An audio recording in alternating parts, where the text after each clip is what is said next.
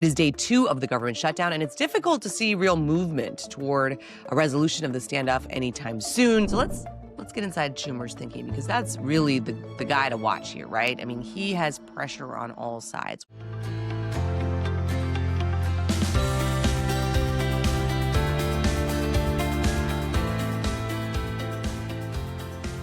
Good morning, I'm Anna Palmer, and welcome to the Daily Punch, brought to you by Punchbowl News. It's Thursday, October 2nd, 2025. Let's get into the mix. Here are your Washington headlines of the day. Number 1, day 2 of the government shutdown. The standoff continues. Number 2, a special edition of Flyout Day, what Kevin Hassett told us. And number 3, will Congress pay the troops during the shutdown? We have a jam-packed edition this Thursday morning, and we are asking the big question this morning: will Schumer's strategy work? It is day 2 of the government shutdown, and it's difficult to see real movement toward a resolution of the standoff anytime soon. The Senate isn't voting today in observance of Yom Kippur. Senators will vote again on Friday on both the House-passed November 21st stopgap funding bill and the Democratic counterproposal. Senate Majority Leader John Thune and Minority Leader Chuck Schumer may meet Friday, their first one-on-one sit-down in the standoff, and we've got some news here. If Democrats block the measure again on Friday, Thune will send senators home for the weekend and force another vote Monday. But that means there will be no Saturday votes as originally planned. Now, what's interesting and what we are watching closely are the informal bipartisan talks centering around Democrats' chief demand: an extension of the Obamacare enhanced premium tax credits. We took you inside that big bipartisan Senate floor huddle in Wednesday's midday edition. I think what's important to understand here, and what we note in the AM edition, is that party leaders aren't directly involved. This is lawmakers. There isn't a Senate gang to break the deadlock, and the fundamentals of this showdown haven't changed.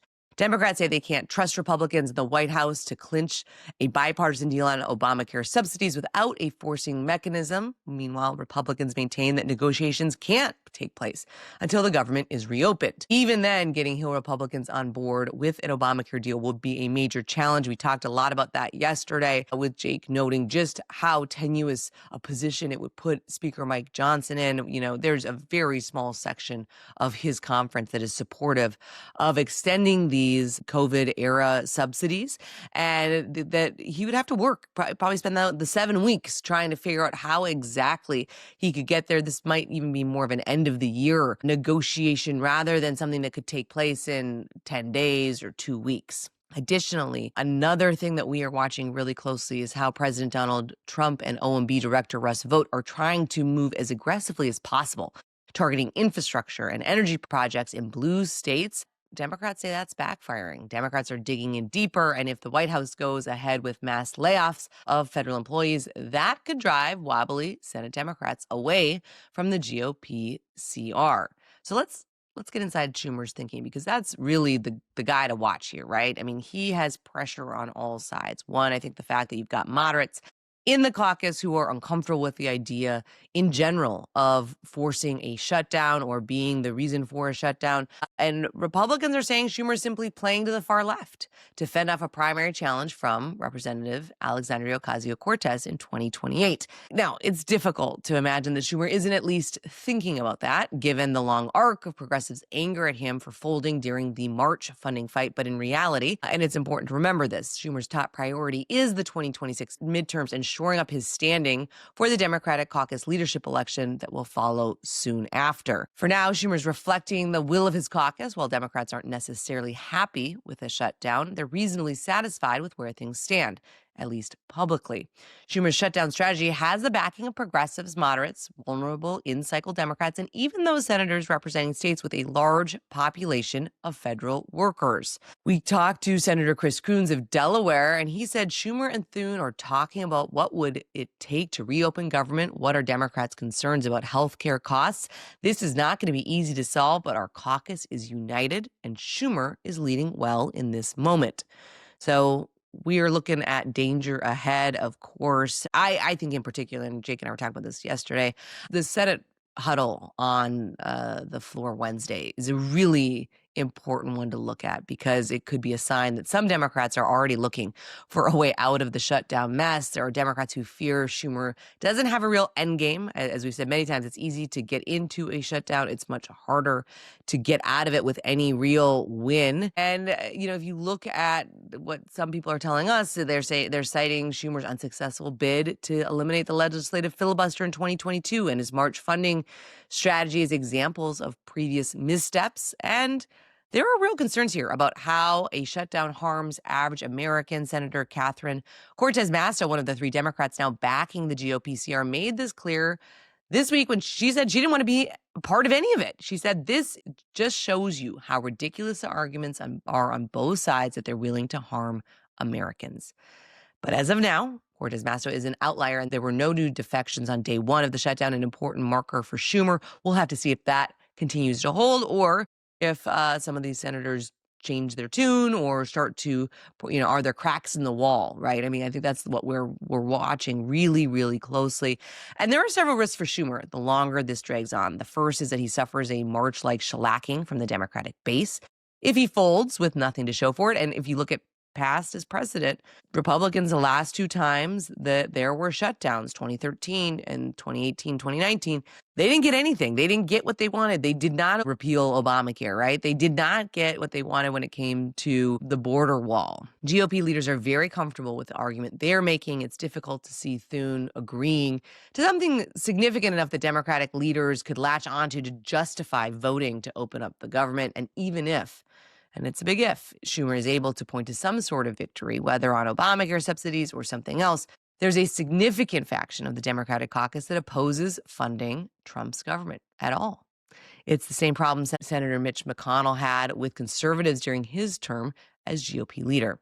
Take Senator Jon Ossoff, the Democrat from Georgia, for example. Ossoff is the most vulnerable in-cycle Democrat, but he is fully behind Schumer's strategy. Ossoff sidestepped questions about Schumer, instead pivoting to Trump. Here's what he said. Ossoff told us, the president needs to be in the room right now with congressional leaders. They have the White House, they have the Senate, they have the House. This is a question of presidential leadership.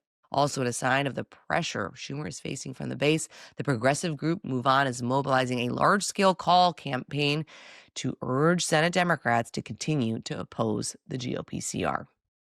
That is where things stand as of the early morning of day 2 of the government shutdown. All right, everybody, let's move on to the number 2 story of the morning. National Economic Council Director Kevin Hassett, President Donald Trump's top economic advisor, said he wants Democrats to vote to open the government, but understands why Senate Minority Leader Chuck Schumer and House Minority Leader Hakeem Jeffries have chosen the funding deadline to pick a fight.